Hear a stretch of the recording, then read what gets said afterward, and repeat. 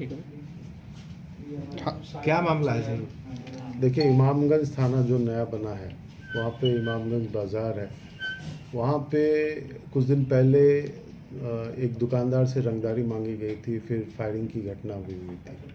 उसी में उसके बाद भी ये सूचना बार बार पुलिस को मिल रही थी कि वहाँ के दुकानदारों से कुछ लोग जो है व्हाट्सएप कॉल के द्वारा पैसे का डिमांड कर रहे हैं।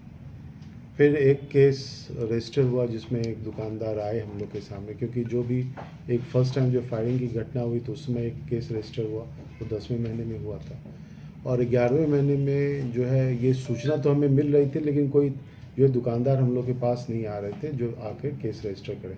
तो फर्स्ट टाइम 21/11/23 को एक दुकानदार सामने आए, कपड़ा के व्यवसायी थे, और उनके द्वारा जो है ये पुलिस के सामने जो है प्राथमिकी अंकित कराई गई कि कुछ लोग जो है उनसे पैसा मांग रहे थे। उसी क्रम में वो पैसा लेने आए थे, तो जो है वहाँ पे जो दुकानदार लोग हैं उन लोगों ने जो है 2 लड़कों को पकड़ लिया, और उसमें 2 लड़के पकड़ा करके जेल गए। जब लड़कों से बातचीत की गई या उनसे पूछताछ की गई तो उनके द्वारा बताया गया कि कुछ लोगों का नाम बताया गया कि इनके द्वारा कहा गया जिसके कारण हम आकर के पैसे को ले रहे थे।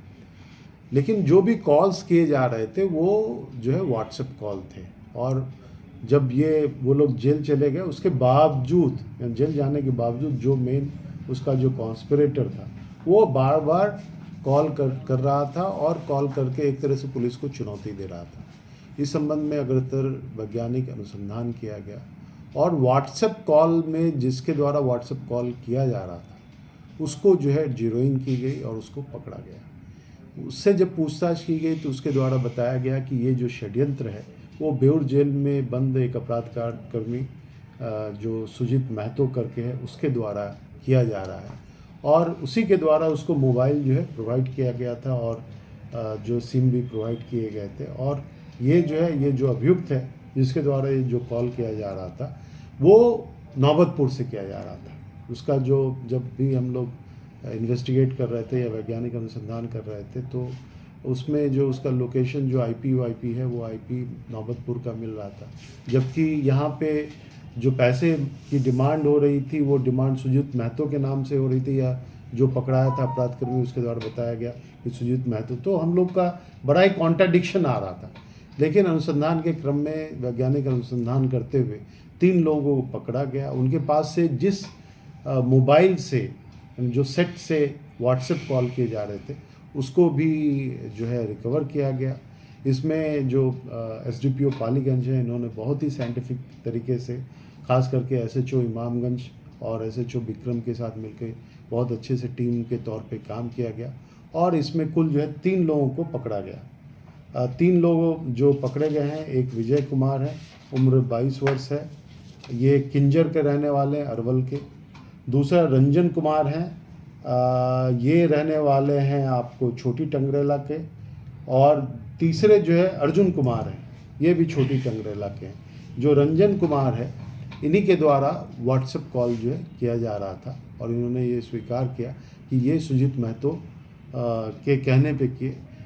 जब हम लोगों ने ये पूछताछ की कि सुजीत महतो से तुम्हारी जानकारी कैसे है, कैसे दोस्ती है, तो इसके द्वारा बताया गया कि 21 में एक मर्डर हुआ था नौबतपुर में, उसमें ये रंजन कुमार और सुजीत दोनों मियादी थे। मियादी का मतलब को एक्यूज थे, और दोनों एक ही साथ जेल में जो बंद थे।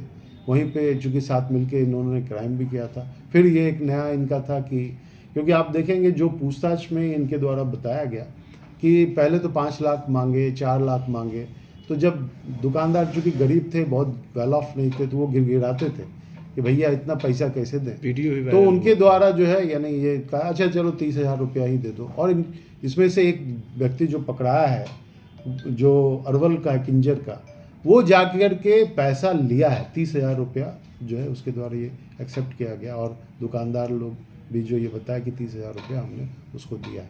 तो ये जो हम लोग ने 386, 387 और साथ ही साथ एक डराना मैंने फायरिंग की घटना उसके जस्ट 1 महीना पहले हुई, उसमें भी सुजीत की जो है, तो एक बहुत बड़ा गिरोह जो है वहाँ पे लोगों को भयाक्रांत कर रहा था।